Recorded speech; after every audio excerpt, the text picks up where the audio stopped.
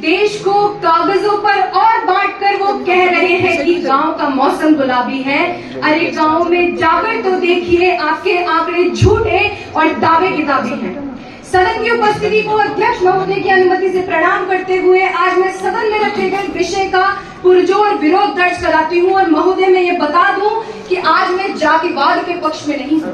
और क्योंकि जातिवाद के विपक्ष में हूँ, शायद आज इसीलिए आज इस विषय के भी विपक्ष में हूँ। महोदय, इस देश में पंडितों के भगवान से लेकर ठाकुरों के कुएं और वैश्यों के व्यापार से लेकर इस कुएं पानी और व्यापार से वंचित हर एक इंसान तक इस देश की व्यवस्था की धुरी जाति के प्रश्न के बिना घूम ही नहीं सकती है। मेरे साथी वक्ताओं की माने तो ये प्रश्न जब जनता करती है तो जातिवाद हो जाता है, किंतु सरकार करती है तो राष्ट्रहित हो जाता है।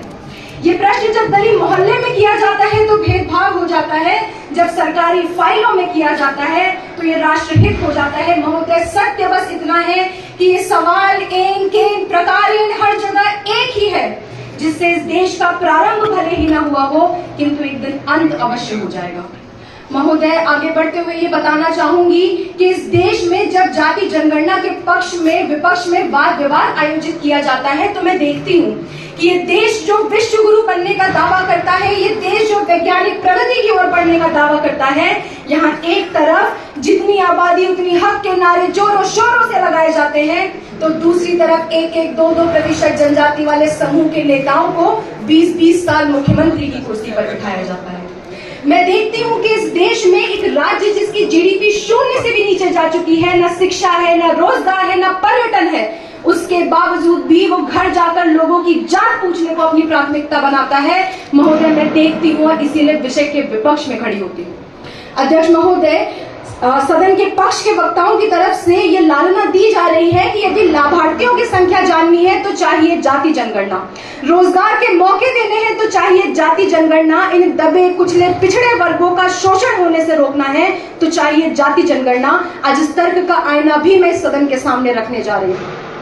महोदय, 2343 करोड़, 39,223 करोड़, 807.14 करोड़ और 717.24 करोड़, ये कोई आम राशियां नहीं है, बल्कि ये आवंटित धन राशि अर्थात बजट है उन 57 सरकारी एजेंसियों और कार्यालयों का, जिनका एकमात्र कार्य है कि भारत में जब नीतियां बनाई जाए तो इन नीति के जितने लाभार्थी हैं और ये नीतियां उन तक पहुंच पा रही हैं या नहीं, वो इस बात का आकलन करें, जिसमें आता है श्रम और रोजगार मंत्रालय का श्रम ब्यूरो, कार्यान्वयन और सांख्यिकी मंत्रालय,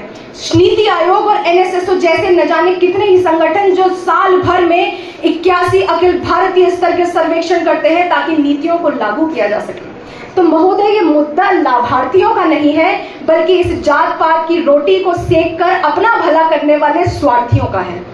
महोदय, तर्क ये भी दिया जाता है कि यदि गिनती होगी तो सरकारी नौकरी में आरक्षण का प्रभाव पता चलेगा कि किसको मिला किसको नहीं मिला। महोदय, आज से 30 वर्ष पूर्व जब अधिकतम नौकरियां सरकार दिया करती थी तब इस तर्क का कुछ हमको समझ में आ सकता था, लेकिन आज जब 70% नौकरियां व्यक्तिगत संस्थाएं देती हैं, व्यक्तिगत कंपनियां देती हैं, तो ये तर्क नहीं कुतर्क लगता है, जिसकी आड़ में विपक्ष के वक्ता छुपकर बस अपने समीकरण साध रहे हैं। महोदय, आज ये आवश्यकता नहीं है कि दबे कुचले वर्ग के शोषण को रोकने के लिए चपरासी के पद की भर्तियों की संख्या को हम उनकी जनसंख्या के बराबर में ला दें और ये कह दें कि चलो इनको नौकरी तो मिल गई, अब इनका भला हो जाएगा। महोदय, आवश्यकता है दुर्योधन की, जो अपना एक राज्य कर्ण को देकर उसे सूत पुत्र से राजा बना दे।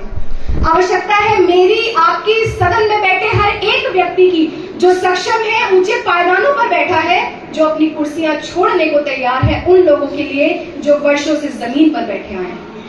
महोदय, इस सब के बाद भी बस ये कहूंगी कि यदि ये सब जानते समझते हुए भी हमें लगता है कि जाति जनगणना से राष्ट्रहित होगा, तो बता दूं कि राष्ट्रहित तो नहीं, हाँ राजनीति हित अवश्य होगा, क्योंकि सत्ता के शीर्ष पर बैठे यही नेता जब कागज पे लिखे सटीक आंकड़ों के सहारे जाति उपजाति वर्ग समूह में बांटकर चुनाव, उम्मीदवार और उसके परिणाम इत्यादि सबकी घोषणा पहले से ही कर दिया करेंगे, तब